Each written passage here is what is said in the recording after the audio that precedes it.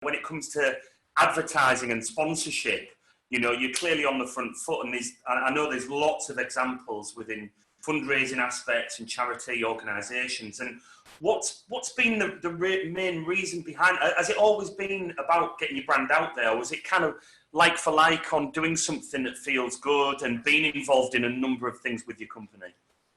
The times I've done something a bit where people have said what you're doing there, it's always paid off in my... But there's been a bit of a science behind it. So, for example, the very first time, Luke Campbell, me and Luke boxed together for a lot of years, and he won the European Gold in 2008. He was the first English person to do it in 47 years. And I was doing real well at business. I was making a lot of money, and I had my business running really well because we were probably in year 4 or 5 of this 5-year contract. So it was real systemised. It was like just a sausage machine producing a lot of good stuff. So I'm thinking, now what? I'm like a bit bored. So I rang Luke, said, "Look, do us a favour, come round." I said, "You're doing real well with your boxing." I said, what does sponsorship look like? He said, "Who's helping you?" He goes, "Well, I don't have any sponsors." He's really quite a meek kid, isn't he? He's a quiet person. And I'll go, "Right."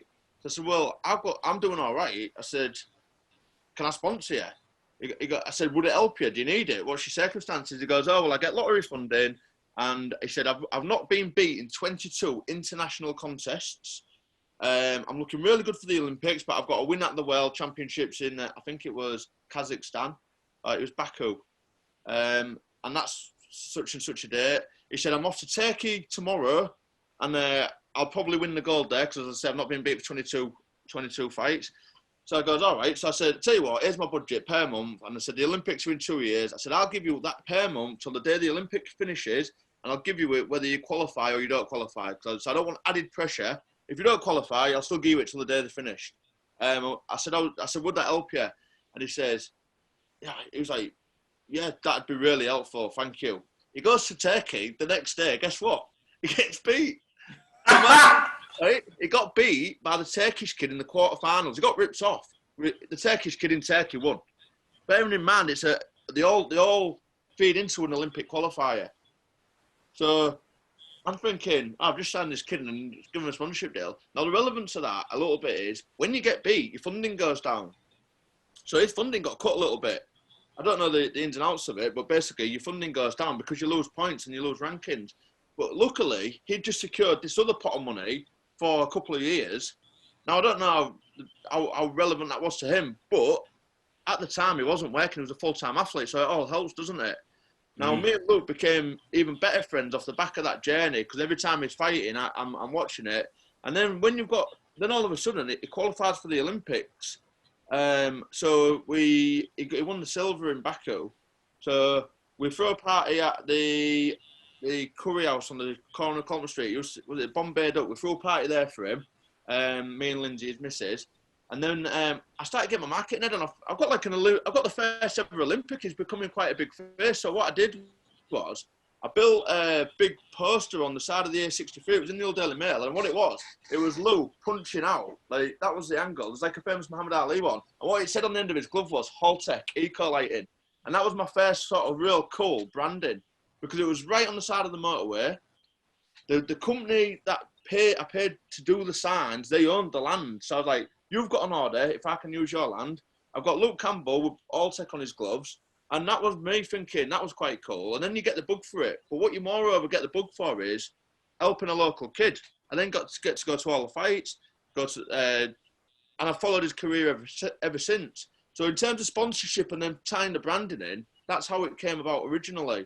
And then obviously since then, we've done bigger and probably more high-profile deals, which have had the benefits. That is an awesome story. Also, and I do know, I remember seeing a photograph of you. I remember seeing the photo of Bamboo, and I thought, and I was straight away was like the good branding, and that's very different. And then I think I remember looking at you on Facebook, and we've got a similar circles of friends. And I think I don't know if it was your profile picture at the time at a Tony Robbins event. Is that right? Yeah, Vince, yeah. Yeah, so just give us a sense, what year did you go to that, and what were your reasons why? Were you in a position of self-discovery, or were you you knew you had a real clear goal and you almost wanted that to be just reinforced that you're on the right track. What was your approach going to that event, and then how did that event change how you worked your business? I'd probably say 2015 was the craziest year of my life in retrospect, because what happened was, so I set up a business about 21, got my head around the business and did very well. By the age of 28, I was starting a lot of money, and then I reinvested it, and wherever I put my focus and my attention, it sort of came to fruition. So I went into the low energy sector, made quite a bit more money. Another sector, made quite a bit more money. And then 2015 come, and I'm thinking, everything I sort of focus on, so if I give it clear, direct focus, it works. I then made the cardinal sin, which a lot of entrepreneurs make, shiny object syndrome. I started a scaffold company in December 2014. So that's sort of that sets up 2015 nicely. I had my energy company, Haltech Energy Partnership, running really sweet. But what happened was I was paying a mentor, and that's one of the pieces of advice I'd give: have mentors, pay for them. And this guy, he was towards the end of his career, he was looking at retirement, and he said, all your money is in government funded. I said, look, this scheme is called PAS 2030. It's going to go on for till 2030. That's what 2030 represented. I said, it's signed off in Parliament. He said, be careful, Alex. He said, change your government. So I had them words ringing in my ear. So I set up the scaffold company off the back of that, thinking I need to have multiple streams of income. But I sort of took that to the next level, and I started investing in other bits and bats. Anyway, May comes, and prior to May, I'm investing in a lot of personal development. So I went to Tony Robbins Unleash the Power Within in the April. Leon came to that with us. I took a few staff members. I went to a couple of other things. I went to the Jordan Belfort 3-day boot camp. That was quite an interesting one. But anyway, May comes, and the very first thing that happens, the government change, and the very first thing they pull is my funding stream. The very first thing. So luckily, I diversified, and I had other things moving.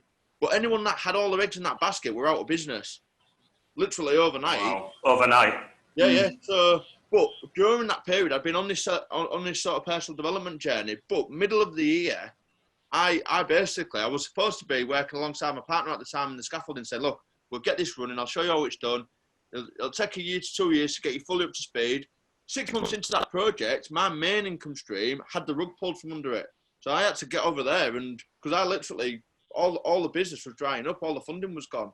But during this period, up until that period, because I had my management team in place, I had everyone running it well, I was off here, there and everywhere doing personal development, and Tony Robbins Unleash the Power Within was the first course I went to. I then went to Business Mastery with Tony Robbins, which is, Unleash the Power is like an 8,000 people event. Business Mastery is a 150 people event.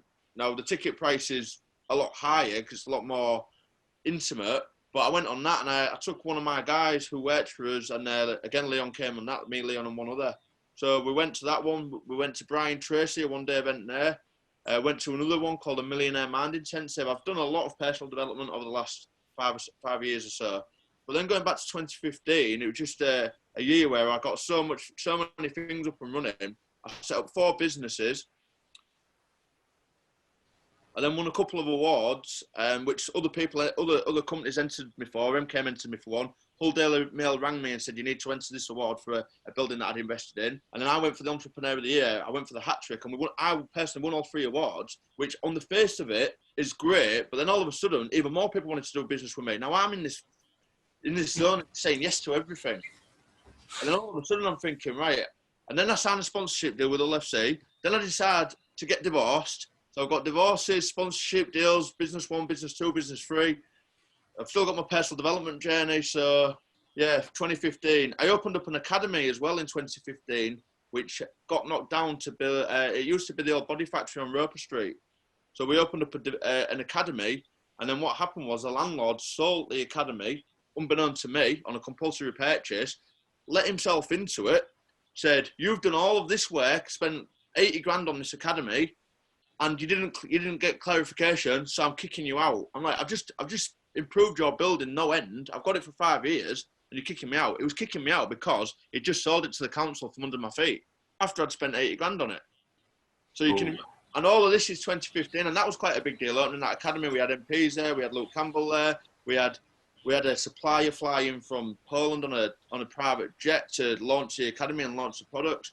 all of this all happened in 2015, and I've covered it in like 2 minutes, but it's probably 3 or 4 podcasts there on their own just that 1 year. So what happened? Wow. What happened next with that chaos then? It sounds like that's pretty full on, and there's a lot of balls up in the air. That was unsustainable. Is that what happened next? So what happened next was, so in the middle of 2015, the government said, we have decided this funding is a flawed concept and it's not a good use of taxpayers' money. So whatever funding you've got, you can have, and then there is no more. So I had 6 months worth of funding, literally 6 months, because every voucher you secured had a 6-month expiry date. So I had absolutely loads of work up until the 1st of January 2017, and then I had 0 work. So I had 6 months to get my head around, I've got a workforce of 40 men, I've got a new scaffold business started, I had a new energy business which I just started, I'd had this academy what I'd just launched, and I'm thinking, but my main business, the Golden Goose, I've got 6 months to do something with it. So what I did was I identified the properties on Princes Avenue opposite Luca. There's 5 big houses. I went to some investors and I said, look, I have a workforce which are very capable. They're used to working together. They're used to being managed by my organisation, and they come available on the 1st of January next year. If you give me the money, buy that, I'll refurbish it. I'll transfer it from what it is today into 48 ensuite rooms, and I'll turn it into an asset. It's currently a liability because it's fallen apart. It was former student accommodation. So we did this deal, and then I pulled that business in. And so that was another business we launched. Excuse me. So that bought me about a year. I then went and won another project in the city centre, which was Essex House. That got transferred. So what I did was I replaced what I built as quite a lucrative sector, repositioned my business to go into not such a lucrative sector, construction, quite low margins if you're the main contractor. And I managed to secure 2 years' work for my workforce there. The challenge being, it wasn't it wasn't my strength. Everything else I'd built, I'd got my head around it from the ground up.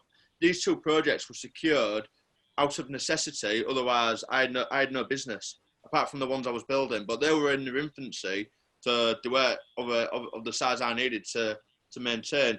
Now, what I could have done in hindsight was just said, right, lads, you've got till December, then you're out of work. What would have probably happened is they'd have gone and looked for other jobs, they'd have left, I'd have lost the ability to deliver that funding. So it was quite a challenge. So that's 2017 and 18. So what's different now? What's it look like today? Well, before the crisis that we're in, for different reasons. Well, at the moment, it's just scaffolding. So basically, I got a little bit too excited, got my fingers in too many pies, delivered every project I committed to, and then I just said, once these are committed, I'm just going to focus on one income stream and get that to make a lot more money, because by this point, I'd always had one income stream for the first 10, 12 years of my career. It had only been a period of maybe 3 or 4 years where I'd had multiple. And I'm looking at it and I'm thinking, and I'll quote somebody, you can either have 50 grand in your hand and have no time to spend it, or you can have 5 grand in your hand and have lots of time to spend it. What's better? So what I've done is I've just gone to one income stream, and it is Bamboo, and it still gives me the ability to express myself for marketing and stuff like that if and when I want to. But the clients we've got at the moment, they're giving us what we need. We've not really tried marketing Bamboo for about 18 months because we secured a lot of work in quite a short time frame, and we've been delivering them contracts ever since. And there's also a sweet spot where if you operate at, say, X turnover, to grow to Y turnover, you've got to invest so much more in your infrastructure. Unless you're going to go way above Y, it's not worth it, in my experience.